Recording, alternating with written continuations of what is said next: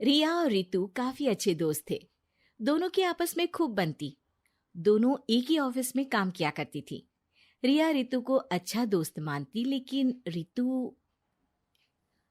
अरे रिया, तुम लोगों का अपना मकान नहीं है, क्यों नहीं तुम और नरेंद्र भी हमारी कॉलोनी में ही मकान ले लो? हाँ यार, आइडिया तो अच्छा है, लेकिन इतने पैसे आएंगे कहाँ से? अरे, हमारे होते हुए तुम्हें घबराने की जरूरत नहीं है। रुको, मैं अपने दूर के एक भाई से बात करती हूँ। उसका यही काम है, लोगों को घर दिलाना। थोड़ा सा कमीशन लेता है, लेकिन मार्केट के रेट से कम दामों में घर भी दिला देता है। अरे वाह, तुम अपने भाई से बात करो, मैं नरेंद्र से बात करती हूँ। रितु रिया के जाने के बाद अपने भाई को फोन करती है। अरे भाई, कोई मकान बिक रहा हो तो बताओ, मेरी एक सहेली को चाहिए। अरे है ना, पूरे 40 लाख का है। ओ भाई, ठीक है, फिर मैं उसे 45 लाख का बोलूंगी। दोनों मिलकर 5 लाख का आधा आधा बांट लेंगे, ठीक है? रितु रिया को मकान दिला देती है। लेकिन एक दिन उसका नया मकान देखने नरेंद्र की बहन आती है। अरे भैया, मकान तो अच्छा है, कितने का लिया? तुम्हारी भाभी की सहेली ने दिलवाया है। बड़ा ही ठीक रेट में मिल गया नीरू, सिर्फ 45 लाख का। तभी नीरू का पति बोलता है। नरेंद्र, ये तो बहुत महंगा है। मेरे दोस्त ने भी यही मकान सिर्फ 38 लाख में लिया है। चलो, मैं तुम्हें उनके घर ले चलता हूँ। दोनों नरेंद्र की जीजाजी के दोस्त के घर जाते हैं, जहां उन्हें रितु का भाई मिल जाता है। क्या बात है, आपने हमें धोखे से महंगा मकान बेचा है। पता है कितनी मेहनत की कमाई का पैसा है? अब ये तो आप उन मैडम से पूछे जिन्होंने आपको ये मकान दिलाया है। उनके कहने पर ही मैंने ये रेट लगाया था। अब नरेंद्र को रिया पर गुस्सा आ जाता है। वो रिया को कहता है, रिया, तुम्हारी सहेली रितु तो एक नंबर की चालबाज और धोखेबाज निकली। मैंने उसके कहने पर इस मकान के 7 लाख ज्यादा खर्च किया है। रिया को भी नरेंद्र की बात सही लगती है। वो चुप हो जाती है। अगले दिन रितु रिया से मिलती है। रितु, मुझे तुझसे ये उम्मीद नहीं थी।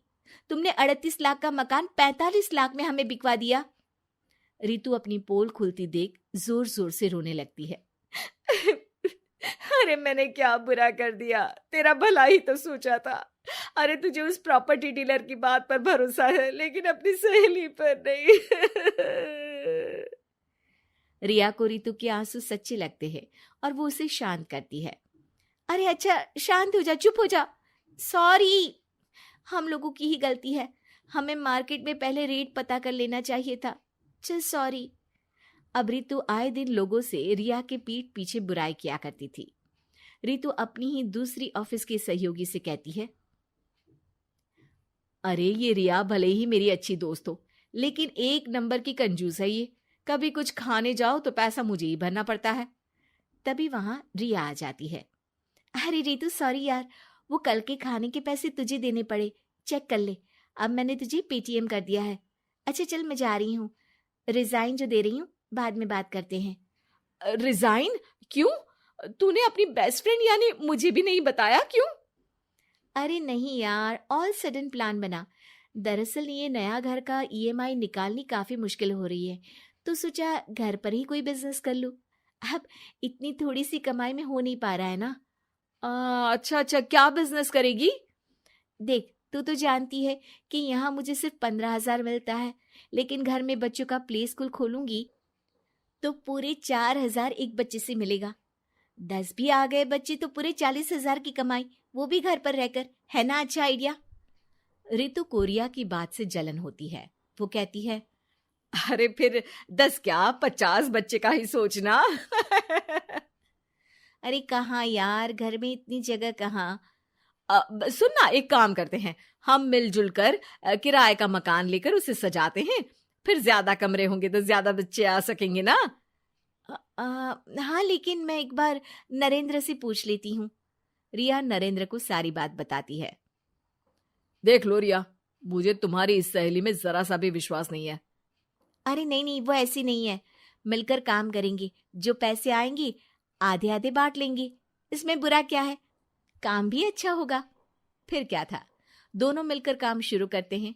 पूरा कमरा बच्चों के हिसाब से सजा दिया जाता है। टीवी, फ्रिज, बेड और न जाने क्या क्या। तेरे और मेरे मिलाकर 2 लाख का खर्च हो गया। अरे कोई बात नहीं, पैसे कमाने के लिए इन्वेस्टमेंट तो करनी पड़ती है। अब इतनी बड़ी रकम है, अच्छा है कि दोनों ने मिलकर कर ली, वरना एक के बस की तो बात नहीं है। हाँ, लेकिन अब मैं ना एक बात बोलना चाहती हूँ।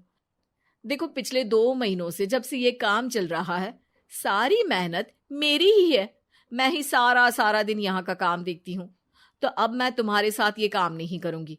अकेले मैं ये स्कूल चलाऊंगी। अरे ऐसे मत बोलो रितु, मैंने नौकरी भी छोड़ दी। थोड़ी बहुत सेविंग्स थी, वो भी मैंने स्कूल को बनाने में लगा दी। अब यार, तुम तो आलसी भी हो। मुझे नहीं लगता तुम ये काम कर पाओगी। रितु, नरेंद्र ठीक बोलते थे, तुम भरोसे के लायक नहीं हो।